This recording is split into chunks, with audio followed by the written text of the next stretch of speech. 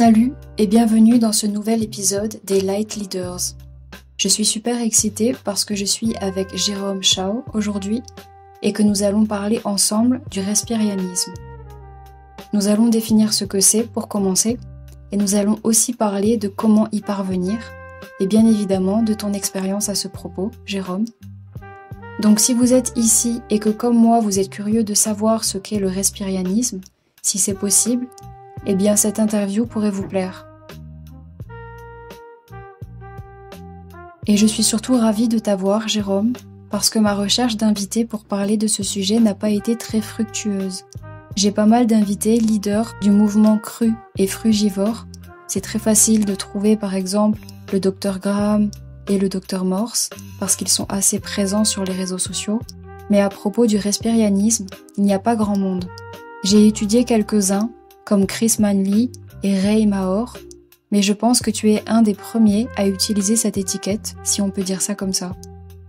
Je vois que c'est un thème de plus en plus présent sur les réseaux sociaux, et tu es le premier à avoir accepté d'en parler avec moi pour ce podcast. Et je voulais te demander, de quoi es-tu reconnaissant aujourd'hui ? Eh bien, je suis reconnaissant d'être en vie, reconnaissant pour le soleil qui a brillé aujourd'hui.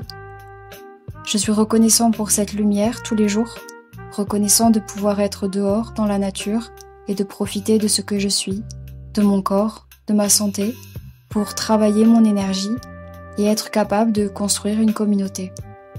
Je suis reconnaissant des possibilités de camaraderie, d'unité et de collectivité. Magnifique. Ok, lançons-nous dans le sujet. J'aimerais déjà commencer par définir le respirianisme, parce qu'il existe de nombreuses nuances. J'aimerais donc savoir ce que signifie être respirien pour toi, et ensuite pouvoir en discuter. Excellente question, Alex, parce que ce sujet sera probablement encore débattu pendant de nombreuses années. Personnellement, j'aime définir le respirianisme grâce aux deux mots qu'il contient lui-même. Nous avons respiré et nous avons air. Donc un respirien est simplement quelqu'un qui respire. Si une personne respire, c'est déjà un respirien. Je trouve ça important de le dire parce que les gens me demandent tout le temps « Mais comment puis-je devenir un respirien ?»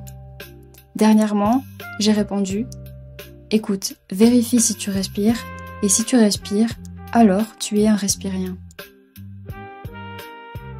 Ok. Mais est-ce que tu utilises parfois une définition plus stricte ? Je ne sais pas. Je sais que tu fais des vidéos à ce sujet, du genre « vivre comme un respirien ». Je veux dire, est-ce qu'on peut se permettre de faire des vidéos à propos du respirianisme et aller à McDonald's tous les jours, par exemple ? Alors c'est très difficile en effet d'associer un mode de vie pranique à un mode de vie de consommation. J'avais coutume aussi d'aller à McDonald's des années en arrière. Je fréquentais McDonald's et toute autre sorte de fast-food avant de comprendre qu'il y avait des manières plus fiables de vivre. Vivre avec moins, vivre grâce à la lumière, on appelle ça inédiat. Celui qui mange moins vit plus longtemps. Il s'agit en fait de la capacité à manger très peu, voire pas du tout, et de comprendre que moins peut être plus. Mais le mot lui-même, respirien, représente vraiment la race humaine, parce que nous sommes tous des respiriens, même si nous ne l'avons pas encore réalisé. Peut-être que nous ne le réaliserons pas tous, mais dans tous les cas, nous avons la capacité de vivre, selon ces lois plus éthériques. Les personnes qui ont un mode de vie pranique sont sur cette longueur d'onde du respirianisme et ont compris qu'ils peuvent tirer leur nourriture depuis des formes plus légères plutôt que depuis des nourritures traditionnelles. Donc le mode de vie pranique revendique moins l'énergie de la nourriture que des éléments comme la lumière ou l'air. Est-ce que c'est bien ça qu'il faut comprendre ? Comment tu définirais le mode de vie pranique ? Quand je me suis lancée dans l'expérience, j'ai commencé à faire des choses comme des bains de soleil. C'est quelque chose que la plupart des gens ne réalisent pas, mais on peut tirer notre énergie directement du soleil. Pas seulement bronzer au soleil, mais le regarder fixement. Vous pouvez vraiment ressentir une sensation de plénitude et de satiété. Être dans la nature fonctionne aussi. être près des arbres, des oiseaux, des abeilles, écouter le vent dans le feuillage, s'enraciner en marchant pieds nus sur la terre.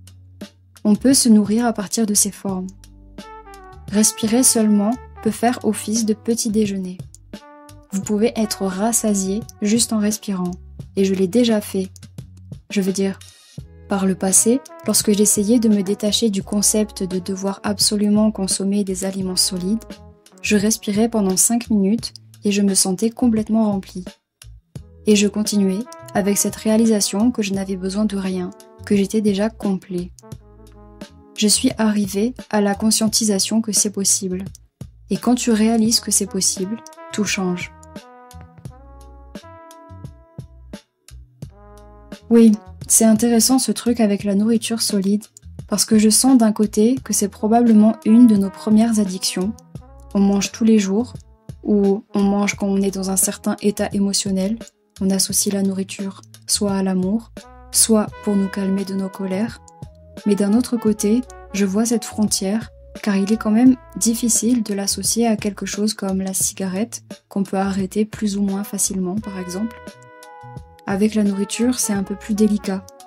Je veux bien croire que c'est possible, mais ce n'est pas courant. Et on vit dans un système de croyance qui nous dit qu'on ne peut pas vivre sans nourriture.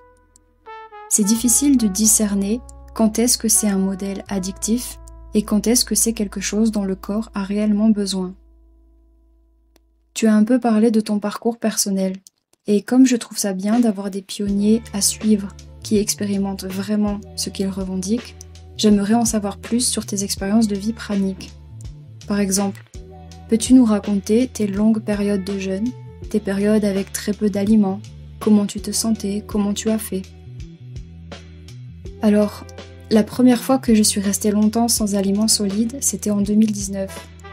J'étais entourée de moines et de nonnes, de Myanmar, et ils m'ont emmenée dans l'un de leurs centres de méditation, d'abord dans leur monastère en Californie, puis à leur propriété, au-dessus du lac Eleanor. Là, j'étais complètement seule avec moi-même. Je n'avais aucune responsabilité, pas d'enfant, pas de travail, juste moi. Et j'étais dans cette grande propriété sur une montagne surplombant le lac Eleanor, et j'avais la merveilleuse opportunité de vraiment aller à l'intérieur de moi-même et de cultiver mon énergie, grandir vers plus d'apprentissage et de discernement, chose que je n'avais jamais vraiment eue et fait auparavant. J'avais 28 ans, donc c'était à la fin de ma vingtaine que j'étais là-bas. Et à la base, je ne voulais faire qu'un seul mois, un mois sans nourriture solide, que avec des jus. Quand tu dis sans nourriture solide, est-ce que tu incluais des smoothies? Je descendais de la montagne et je prenais des jus. Je n'avais pas de juicer à l'époque, donc j'achetais ce genre de petites bouteilles de jus vert, des jus verts. C'était pas le plus idéal, mais c'était tout ce que je pouvais faire.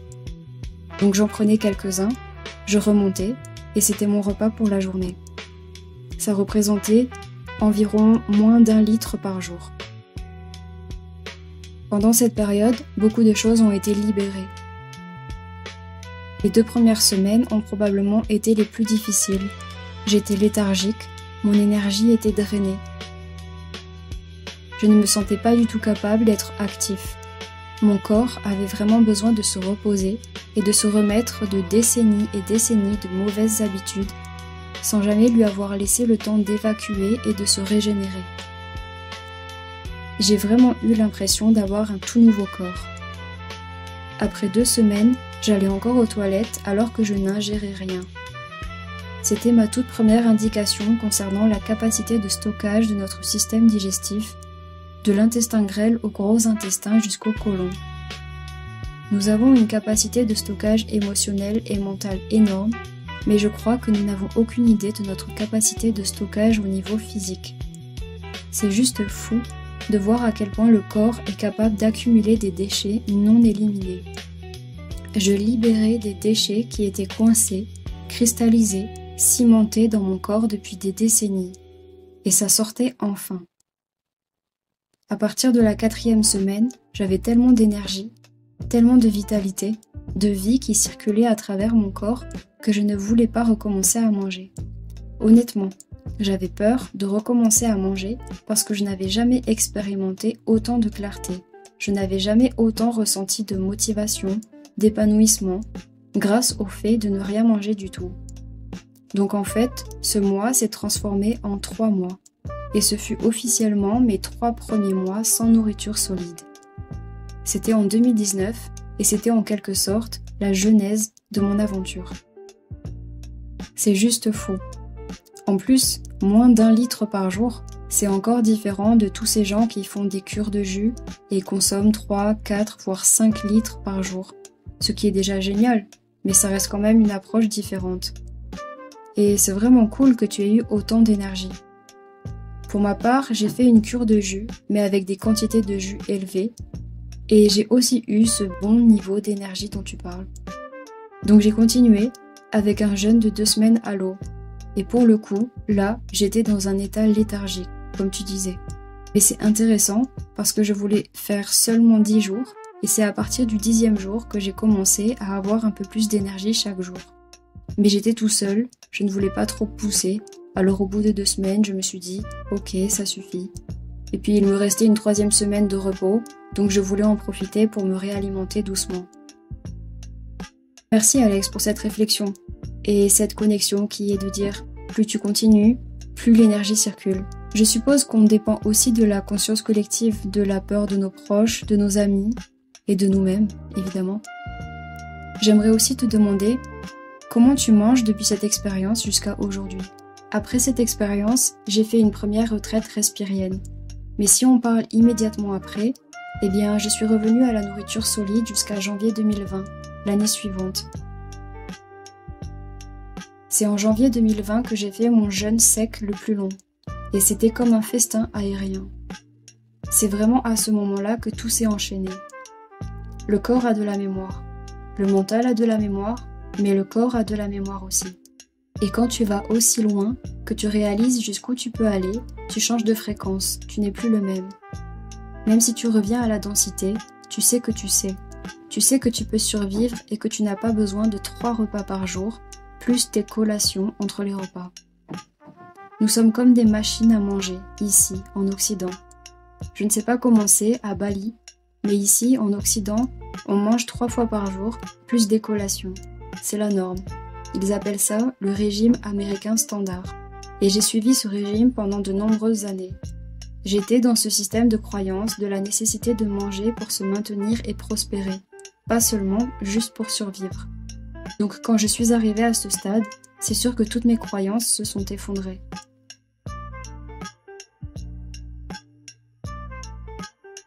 Je ne savais pas grand-chose du domaine médical. Ma mère est médecin, mais je ne savais pas grand-chose sur la nutrition. Et même les médecins ne sont pas vraiment formés à la nutrition. Mais je connaissais quand même les concepts nutritionnels de base comme les vitamines, les minéraux, les nutriments. Et quand je suis restée sans nourriture ni eau, tout cela s'est effondré. Je me suis vraiment questionnée à propos de ce que je savais et ce que je n'avais jamais su. Qu'est-ce qui était réel ? À partir de ce moment-là, c'est devenu un questionnement systématique et j'ai dû admettre que je ne savais rien. C'était une bonne leçon d'humilité. Je pense que c'est intéressant de voir que ce monde semble avoir certaines lois physiques, mais qu'en même temps, tout cela vient de l'Esprit de Dieu, de la conscience, et qu'en fin de compte, il y a toutes ces nuances avec lesquelles on peut jouer, probablement plus qu'on ne le pense. Mais pour en revenir à ce qu'on disait, comment c'était ? Ça a duré 2 semaines, 14 jours. Nous allions faire une retraite respirienne avec mon mentor Elitom El Amin, que tu connais peut-être. Eh bien, on a fait plusieurs retraites ensemble, en présentiel et en ligne. Ça fait maintenant 5 ans que je l'ai rencontré personnellement. Il était l'un des plus grands partisans du respirianisme et sa vibration était d'une telle inspiration pour moi parce qu'il m'a vraiment montré que c'était possible. Quand je regarde ce gars, il rit tous les jours, il marche tous les jours, il parle tous les jours et je suis avec lui pendant des heures, donc je peux vraiment le dire, il ne mange rien, il ne boit rien et il n'a pas besoin d'aller aux toilettes. Rien n'entre dans son corps, rien n'en sort et sa journée se passe comme ça. Donc j'ai commencé la retraite dans un 5e jour de jeûne sec et ça a duré 8 ou 9 jours en tout. Je suis restée en jeûne sec après la retraite et c'est donc là que tout s'est enchaîné. J'ai pratiquement remis en question toute ma réalité. J'ai développé une nouvelle mentalité à propos de l'existence, à propos de ce que j'étais et de qui j'étais. Je n'étais plus juste cette chair et ces os. Je n'étais pas juste ça. C'était comme si j'étais une énergie qui habitait un vaisseau, qui alimentait un vaisseau. On l'entend souvent. C'est presque cliché de le dire, mais tu es un être spirituel qui vit une expérience humaine. Tu n'es pas un corps, tu vis dans un corps. On le dit tellement de fois, mais jusqu'où sommes-nous prêts à mettre cela en pratique? On l'entend tout le temps, mais sommes-nous prêts à le recevoir vraiment? Je n'avais pas prévu de rester aussi longtemps sans nourriture ni eau. J'avançais juste au jour le jour, et mon corps me guidait tout au long du chemin. Mon corps me disait « Hey, on est bien, alors ok.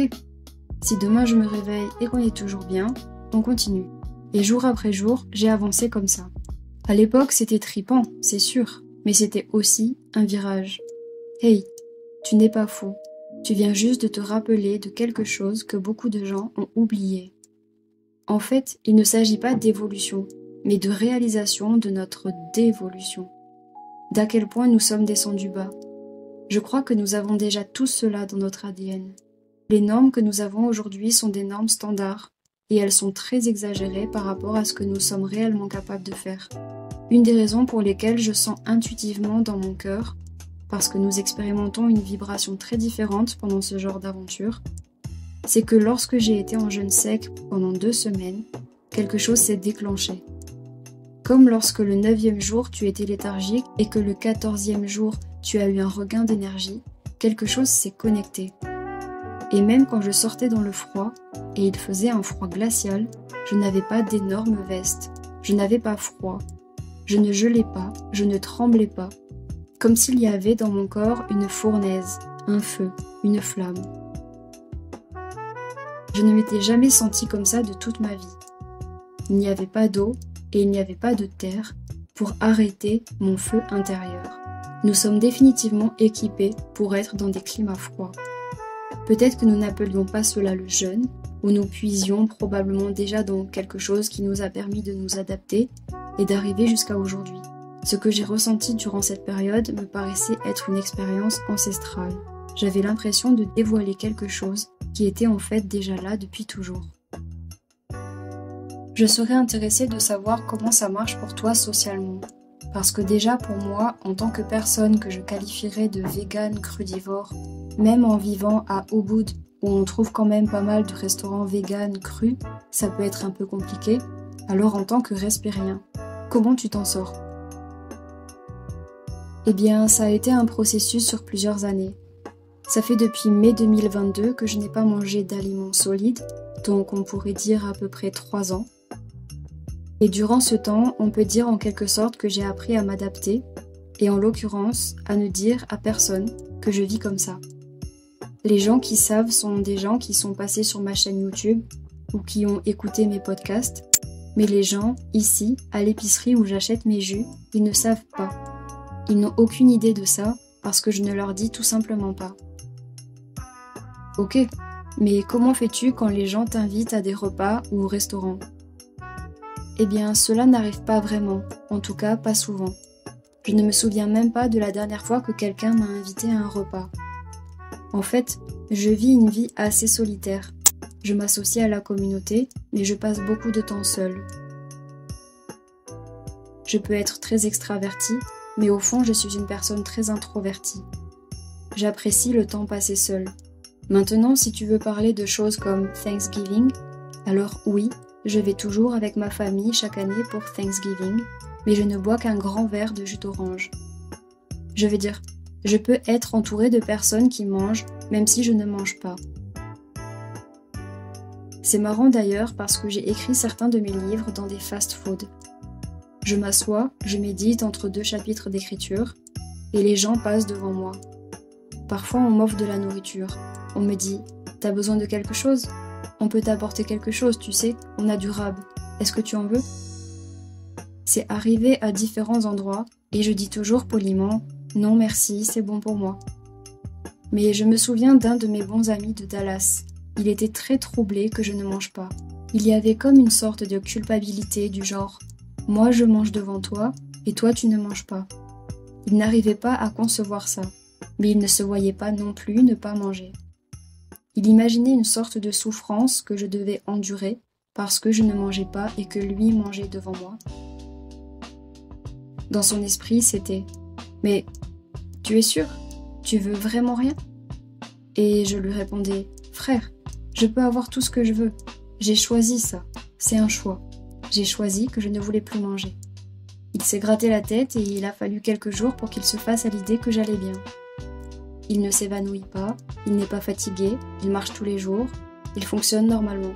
Il fait peut-être quelque chose de différent, mais c'est toujours Jérôme. Même chose avec mes parents. Tous les deux ont été très sceptiques quand ils ont eu vent de ce qu'il se passait pour moi. Puis j'ai passé 1 mois ou 2 avec eux, et ils m'ont vu ne pas manger, mais ils m'ont aussi vu ne pas m'épuiser. Donc ils ont aussi fini par se dire « ok, tout va bien pour lui, il va bien ». C'est la même chose pour tout le monde en fait. Tu entres dans leur champ de conscience et tu leur permets de voir ce qui est possible. C'est pas forcément bénéfique pour toi, mais ça l'est pour les autres. Donc, ça ne me dérange pas que d'autres personnes mangent devant moi, mais ça peut les mettre mal à l'aise, elles. Oui, c'est vraiment très nouveau pour ce monde. J'imagine que c'est plus facile pour des personnes qui ont une vie un peu solitaire ou qui arrivent à aller au restaurant sans manger. Du coup, as-tu un partenaire ? J'en ai eu, oui. J'ai eu quelques partenaires avec qui on faisait ça ensemble. Une de mes ex, qui est sur cette longueur d'onde aussi, elle n'appelle même plus ça respirianisme ou mode de vie pranique, c'est juste comme ça qu'elle vit. Elle ne mange tout simplement pas solide, comme son entourage. Et c'est génial d'être avec quelqu'un sans qu'il y ait besoin d'avoir une assiette ou une tasse entre vous pour avoir une conversation, mais que ce soit plutôt des partages de vibrations. C'est très vivifiant. Avant elle, j'avais une autre partenaire et elle faisait ça aussi.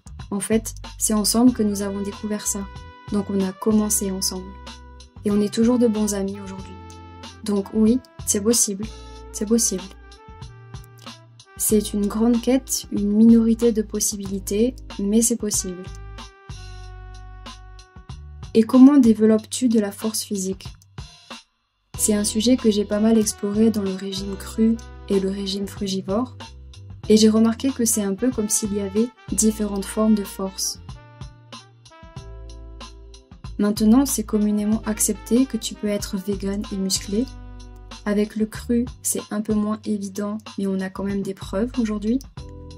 Mais alors, dans le respirianisme, est-ce que être musclé n'est juste pas une priorité, ou est-ce qu'on peut aussi expérimenter cette force physique quand on mange aussi peu ? Est-ce que c'est possible ? Bien sûr que c'est possible. Je peux me sentir fort, par exemple en faisant du Qigong, en pratiquant le Tai Chi. Ce genre de travail, disons, énergétique. On peut dire que je soulève des poids éthériques pour mon corps subtil. Ma force vient de l'énergie. Je suis plus concentrée sur l'énergie. Un bodybuilder traditionnel va se concentrer sur le plan physique uniquement de son corps, mais moi je suis plus concentrée sur ma dimension métaphysique. C'est là pour moi que réside ma force, dans l'éthérique. Mais si on veut parler du corps uniquement physique, alors oui, je peux toujours faire de la planche, je peux toujours faire des pompes. Je fais plus de calisthénie qu'autre chose, je ne soulève plus de poids. Avant oui, mais plus maintenant. Mais surtout je marche sur de longues distances, je fais au moins 10 000 pas par jour, donc environ 10 km par jour. C'est déjà en fait un bon niveau.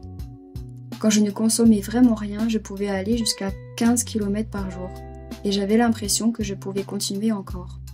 La machine était en marche. Ça déclenchait comme une sorte de dynamo qui me donnait toujours plus d'énergie. Je vais dire, l'exercice ne me fatiguait pas autant qu'il me fatiguait lorsque je mangeais. Lorsque je mangeais, j'étais épuisée après l'exercice, en mode « mec, je suis crevée ». Et quand j'ai arrêté de manger, l'exercice est comme devenu lui-même ma nourriture. C'était comme si je me nourrissais d'exercice. L'exercice me donnait de l'énergie pour faire de l'exercice. Donc tous les jours je suis en mouvement, tous les jours je suis paisible, tous les jours je travaille avec mon corps et mon esprit de cette manière. Donc je suis peut-être plus concentrée sur mes muscles mentaux et mes muscles énergétiques, alors que Ellie Tom, par exemple, est beaucoup plus concentré sur son corps physique. Tu le sais autant que moi. On le voit dans différentes vidéos ou sur différentes photos. Il contracte ses muscles, il pose, parce qu'il veut justement que les gens voient. Peu importe la raison pour laquelle on fait cette expérience, quand tu vois quelqu'un qui n'ingère rien, mais qui a une énorme force physique, et il peut vraiment s'entraîner avec les meilleurs d'entre nous en calisthénie ou autre, eh bien tu te dis « Waouh, c'est vraiment réel ». C'est lui qui m'a montré que c'était possible. Même si moi je n'avais pas les mêmes objectifs, j'ai compris qu'il n'y avait en fait pas de limite à ce mode de vie, seulement notre imagination. J'ai fait un podcast avec Devon the Black Airbender, peut-être que tu le connais, et il cultive aussi beaucoup son énergie. J'ai tellement d'autres questions, mais je ne veux pas te retenir trop longtemps. Je voudrais te questionner à propos du sommeil. Comment ça se passe ? Si on replace un peu le contexte, tu bois donc principalement des jus. On pourra aussi aborder ce sujet parce que je crois que tu pratiques aussi l'urinothérapie. Mais donc, tu fais ça la journée, tu bois peut-être quelques litres, mais ça ne t'apporte pas beaucoup de calories, fondamentalement. Donc, quand tu vis comme ça, comment est-ce que ça affecte ton sommeil ?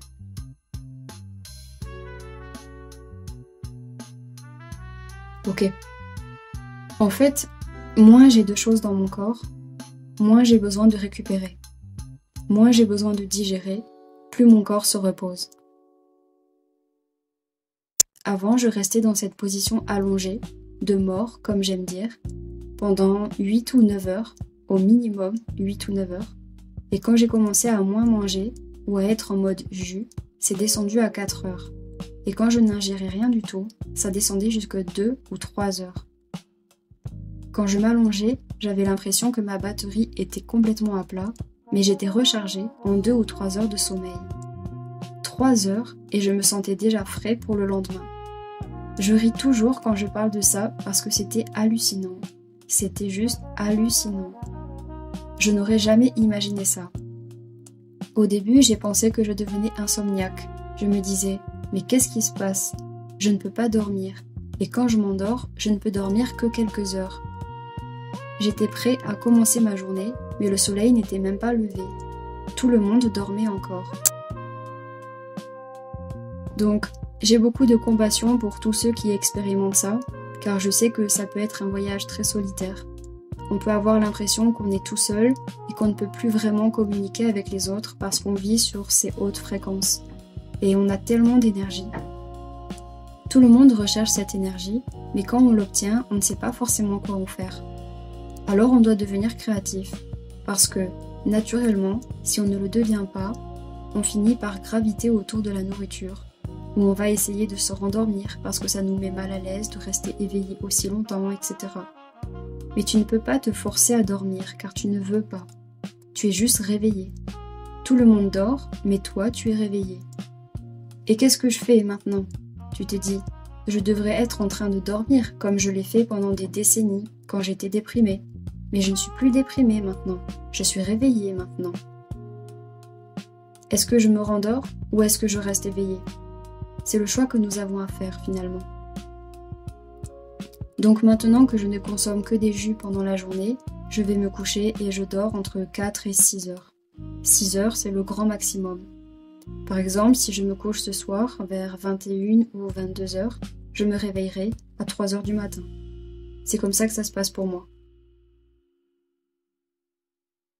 En effet, ça semble être une nouvelle réalité à laquelle s'adapter. Merci d'avoir partagé ça. C'est une conversation très intense et je suis vraiment reconnaissant de t'avoir, Jérôme, et de partager tout ça sur Internet aujourd'hui. Cet épisode est bientôt terminé, mais il y a encore 2 choses que j'aimerais aborder. La première, c'est l'urinothérapie. Donc tu pratiques l'urinothérapie, c'est-à-dire que tu bois ta propre urine dans le cadre de ta consommation journalière. Qu'est-ce que ça t'apporte ? Alors, il existe différentes dénominations pour ça. Certains l'appellent urinothérapie et d'autres l'appellent Shivambu, notamment en Inde. Shiva est vénéré de cette manière, avec cet élixir en or, cet élixir de vie, cette fontaine de jouvence. Ce plasma, c'est le terme médical. La terminologie médicale de l'urine est ultrafiltrat de plasma. Avant, j'étais aussi dans ce système de croyance qui considère que l'urine transporte des déchets, mais j'ai découvert que c'était en fait une simple filtration du sang, un plasma sanguin. En fait, c'est un plasma sanguin ultra filtré. C'est le terme médical officiel. Donc nous ne le considérons pas comme un déchet, nous ne le considérons pas comme de la saleté, nous le considérons comme un médicament qui est jeté dans les toilettes tous les jours. En fait, c'est un remède qui pourrait nous sauver et nous le gâchons dans les toilettes tous les jours. Je n'aurais certainement pas pu me faire à cette idée il y a des années, mais c'est en février 2020 que j'ai commencé et je le fais tous les jours depuis. Et est-ce que tu crois que ça peut être bénéfique aussi chez des personnes qui ne mangent pas aussi proprement que toi? C'est une très bonne question, Alex. On m'a déjà posé cette question. Quand j'avais un régime alimentaire différent, c'est-à-dire à l'époque où je faisais encore des allers-retours entre les différentes formes de nourriture, quand je mangeais encore des aliments solides et que je buvais de l'eau ordinaire, il y avait vraiment des fois où mon plasma était ragoûtant. C'était tellement amer et ça semblait tellement dégueulasse, ça semblait vraiment toxique. Mais j'avais lu des livres comme celui de Martha Christie, Your Own Perfect Medicine, ou celui de John Armstrong, The Water of Life, qui parlait de personnes qui guérissaient de cancer et d'autres maladies. Donc je savais que c'était sain. Je savais que c'était régénérateur pour mon corps, même si c'était horrible à ingérer. Finalement, c'était le retour organique parfait pour me faire comprendre qu'il fallait que j'arrête de manger comme ça. Et puis au fil du temps, quand je me suis tournée vers les jus ou vers l'eau de coco, ce genre de choses plus alcalines, moins acides, eh bien mon urine a commencé à changer. La couleur a commencé à changer, puis l'apparence, l'odeur et enfin le goût. Tout a changé. Elle est devenue plus claire, plus pure, plus filtrée, et c'est même arrivé au point que ça ressemble aujourd'hui littéralement à de l'eau. Aujourd'hui, je bois ma propre eau, et je le dis sans pudeur, je la préfère à une eau de source, une eau de montagne ou une eau Kangen. Je préfère avoir la mienne, parce qu'elle est faite pour moi. Ce à quoi aucune des autres ne semble être destinée. J'ai essayé aussi l'urinothérapie il y a environ 2 ans, pendant 4 mois. Je n'ai pas ressenti une énorme différence, mais ça m'a donné un très bon feedback aussi sur ce que je mangeais, parce que c'était vraiment un supplice de la boire quand je dérapais. Mais quand j'étais en mode fruits ou eau de coco, oui, ça avait le goût de l'eau de coco. J'ai vraiment apprécié en tout cas ce retour d'information. J'ai vu ça aussi dans les livres, mais il l'a combiné souvent avec le jeûne, donc je reste quand même un peu sceptique. Mais il y a aussi que socialement, j'ai une partenaire et des amis qui me stigmatisent un peu, donc ça impacte un peu mon évolution. J'aime explorer des thèmes non conventionnels, et je n'aime pas trop être loin de ce qui est communément admis par la conscience collective, parce que je finis par me sentir seule. Mais oui, c'est quelque chose qui m'intéresse. Je ne le pratique plus et c'est un peu pour ça que j'ai voulu qu'on en parle, pour en faire éventuellement une option, ou tout du moins apprendre à en parler sans passer pour un mec bizarre. Donc, cool, merci pour ça. Et dernière chose du coup avant qu'on termine. Tu as dit que tu as écrit beaucoup de livres. Et je sais que mon audience pourrait être intéressée par ces trucs de bonne santé, de prospérité et de créativité pour le monde. Il n'y a rien de mal à être une sorte de moine passionné de méditation et de cultivation intérieure. Je pense que c'est une très belle façon de vivre. Mais dans cette optique de podcast et de rôle que nous devons tous jouer, j'aime aussi l'idée d'essayer d'avoir un impact sur le monde. Donc, comment ça s'est passé l'écriture de tes livres? Et pourquoi tu aimes faire ça? C'est juste incroyable. C'est ma plus grande source de joie. J'adore parler aux gens que j'aime. C'est littéralement au top de mes passions. C'est quelque chose qui me tient vraiment à cœur. J'adore avoir des interviews, des conversations stimulantes comme celle-ci. La conversation, c'est comme de la cuisine pour moi.